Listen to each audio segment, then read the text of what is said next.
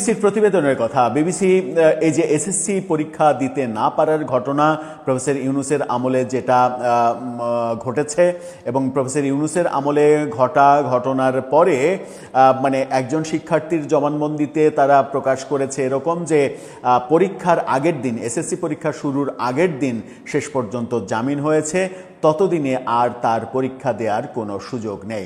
এই মানে আগের দিন মানে হচ্ছে গত মাসে জাস্ট যে পরীক্ষা শুরু হলো সেই পরীক্ষার আগের দিন জামিন হয়েছে বিএনপি সরকারের আমলে। তার আগে একেবারে টানা ৮ মাস কারাগারে রাখা হয়েছে কিশোরকে, যার বয়স 16 বছর মাত্র। এই হচ্ছে অবস্থা। বিবিসি বাংলার এই শিরোনামটা দেখে নিন। সেখানে বলা হচ্ছে বিতর্কিত মামলায় কারাগারে স্কুল শিক্ষার্থীরা, ছাত্রলীগ সম্পৃক্ততার অভিযোগ। একমাত্র অপরাধ হচ্ছে তারা ছাত্রলীগ করে, ছাত্রলীগ সম্পৃক্ত কিংবা কোনো কোনো জায়গায় ছাত্রলীগের হয়তো মিছিলে গেছে কিংবা ছাত্রলীগের সঙ্গে সম্পৃক্ততা আছে কিংবা বাবা আওয়ামী লীগ করে, এরকম অপরাধে তাদেরকে গ্রেপ্তার করে কারাগারে আটকে রাখা হয়েছিল। শুরুই করা হয়েছে এভাবে যে সবাই থানায় গিয়ে বলল যে ও তো ছোট মানুষ, ওকে ছেড়ে দিন, পরের দিন টেস্ট পরীক্ষা, সেটাও বলা হলো, কিন্তু থানার ওসি বলল না, ছাড়া যাবে না। গত বছর অক্টোবরে পুলিশের হাতে আটক হওয়ার পর থানার অভিজ্ঞতা বলছিলেন 16 বছরের কিশোর কাউসার হোসেন। কাউসার হোসেন তার ছদ্মনাম, প্রকৃত নামটা যেহেতু কিশোর সেহেতু প্রকৃত নামটা প্রকাশ করা হয়নি। কাউসার হোসেনের বাবা কার্যক্রম নিষিদ্ধ আওয়ামী লীগের স্থানীয় নেতা, বাবা ছেলে দুজনেই সন্ত্রাস বিরোধী আইনে মামলার আসামি হওয়ায় পলাতক ছিলেন। তার নিজের ভাষ্যতে আমি গ্রামে ফিরে আসি নানুর বাড়িতে, কারণ টেস্ট পরীক্ষা শুরু হবে, টেস্ট পরীক্ষা না দিলে তো এসএসসি পরীক্ষা দিতে পারবো না, ভেবেছিলাম হয়তো পালিয়ে পালিয়ে পরীক্ষাটা দিতে পারবো, কিন্তু প্রথম পরীক্ষার রাতেই পুলিশ নানুবাড়ি থেকে আমাকে ধরে নিয়ে যায়। কাউসারের বক্তব্য। কাউসার পরে কারাগার থেকে ছাড়া পেয়েছিলেন, তবে সেটা 4 মাসেরও বেশি সময় পর, এসএসসি পরীক্ষার মাত্র 1 দিন আগে। তার সহপাঠীরা এখন পরীক্ষার মধ্যে থাকলেও কাউসার পরীক্ষা দিতে পারছেন না। তিনি বলেন, আমি জেলখানায় বসে জানুয়ারি মাসে কোর্টে আবেদন করি, কিন্তু কোর্ট বলেছে যে টেস্ট পরীক্ষা না দিলে এসএসসির ফর্ম ফিল আপ করা যাবে না। আমার স্কুলেও যোগাযোগ করা হয়, তারাও বলে টেস্ট পরীক্ষা না দিলে এসএসসি পরীক্ষা দেওয়া যাবে না। কিন্তু টেস্ট পরীক্ষা আমি কিভাবে দেব? আমি তো জেল হাজতে ছিলাম। বাংলাদেশে সম্প্রতি নিষিদ্ধ সংগঠন ছাত্রলীগের সঙ্গে যুক্ত থাকার অভিযোগে কাউসারের মতো স্কুল শিক্ষার্থী গ্রেপ্তার ও মাধ্যমিক পরীক্ষায় বসতে না পারার বেশ কয়েকটা ঘটনা সামনে এসেছে। বিশেষ ক্ষমতা আইন, সন্ত্রাস বিরোধী আইনের মতো বিতর্কিত আইনের বিভিন্ন ধারায় আটক এসব কিশোরদের অনেকে জামিনও পাচ্ছেন না, কারণ এই আইনগুলো তৈরি করা হয়েছে জামিন অযোগ্য আইন হিসেবে। 18 বছরের নিচে যাদের বয়স, এমন কিশোরদের গ্রেপ্তার কিংবা জামিন পেতে বিলম্ব হওয়ার ঘটনায় উদ্বেগ জানাচ্ছেন মানবাধিকার কর্মীরা। সুপ্রিম কোর্টের সিনিয়র আইনজীবী ওমর ফারুক বিবিসি বাংলাকে বলেছেন, আইন অনুসারে মহিলা, বৃদ্ধ, শিশু কিংবা অসুস্থ থাকলে তাদের জামিন অযোগ্য ধারাতেও জামিন পাওয়ার কথা, কিন্তু সেটা হচ্ছে না। তিনি বলেন, ধরেন আমার ছেলে যদি 16 বছর বয়স হয়, তার তো বিবেক বুদ্ধি এখনো ডেভেলপ করে নাই, সে একটা মিছিলে যদি সত্যিই গিয়ে থাকে, তাকে তো আপনি 8 মাস কারাগারে রেখে দিতে পারেন না। তাকে 8 মাস কারাগারে রেখে দেবেন শুধুমাত্র আন্ডার 18 যে শিশু, তাকে তার বিবেক বোধ ঠিকভাবে এখনো তৈরি হয়নি তার এই ছোট্ট অপরাধের জন্য? সেই প্রশ্ন করেছেন তিনি। এদিকে রাস্তা থেকে ধরে নিয়ে রাজনৈতিক মামলার অভিযোগও করা হয়েছে। রাস্তা থেকে ধরে নিয়ে গেছে, ধরে নিয়ে ছাত্রলীগ বলে রাজনৈতিক মামলা দিয়েছে। এবারের এসএসসি পরীক্ষায় অংশ নেওয়ার কথা ছিল নাঈম হাসানের, সেটাও ছদ্মনাম। তবে ক্লাস 10-এ থাকাকালীন সময়ে তিনি গত বছর ছাত্রলীগের একটি ঝটিকা মিছিলে অংশ নেন। সেই ছবি দেখে পরে তাকে পুলিশ শনাক্ত করে। সন্ত্রাস বিরোধী আইনের মামলায় তার নাম ওঠে। তারপর একদিন বাসা থেকে পুলিশ তাকে গ্রেপ্তার করে। আমি তখন টেস্ট পরীক্ষার প্রস্তুতি নিচ্ছিলাম।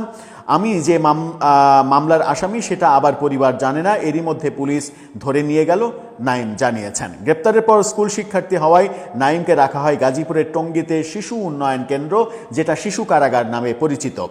আমি কারাগারে ছিলাম 24 দিন, কয়েকবার শুনানি হয়েছে কিন্তু জামিন হয় নাই। শেষ পর্যন্ত স্কুল থেকে প্রত্যয়নপত্র, প্রমাণপত্র ইত্যাদি জোগাড় করে যখন দেয়া হয়েছে, ততদিনে আমার টেস্ট পরীক্ষা শেষ, ফলে জামিন পেলেও আর পরীক্ষা দেয়া সম্ভব হয়নি। এরকম অনেক খবর, অনেক ঘটনা বিবিসির এই প্রতিবেদনে উঠে এসেছে, একেবারে পাই টু পাই। এবং ভয়ঙ্কর যেটা বলা হচ্ছে সেটা হচ্ছে শিশু কারাগারে বিতর্কিত আইনে 57 শিশু কিশোর। 57 জনকে বিতর্কিত আইনে কারাগারে রাখা হয়েছে। কাউসার ও নাইম হাসান এসএসসি পরীক্ষা দিতে না পারলেও জেল থেকে ছাড়া পেয়েছেন। তারা দুজনই আটক ছিলেন শিশু উন্নয়ন কেন্দ্রে, যেখানে 18 বছরের কম বয়সীদের রাখা হয়। গাজীপুরের টঙ্গীতে এটা অবস্থিত। কাউসার ও নাইম হাসানের সূত্র ধরে এই শিশু উন্নয়ন কেন্দ্রে খোঁজ নিয়ে তাদের মতো এরকম বহু শিক্ষার্থী ও কিশোরের খোঁজ পাওয়া যায়, যারা রাজনৈতিক কারণে বিভিন্ন মামলায় আটক রয়েছেন। এবং বলা হচ্ছে যে সেই সংখ্যা 57, এবং সেটা বলা হচ্ছে যে শিশু উন্নয়ন কেন্দ্রের বিভিন্ন তথ্য ঘেটে দেখা গেছে চলতি মে মাসের প্রথম 5 দিনে এই 4টি আইনে গ্রেপ্তারের সঙ্গে 57 জন। মানে এই 57 জন যেটা বলা হচ্ছে সেটা হচ্ছে যে চলতি মে মাসের প্রথম 5 দিনের, অর্থাৎ 5 মে পর্যন্ত, এই 1 থেকে 5 মে পর্যন্ত এই 5 দিনে এরকম 57 জন গ্রেপ্তার করে শিশু কারাগারে রাখা হয়েছে।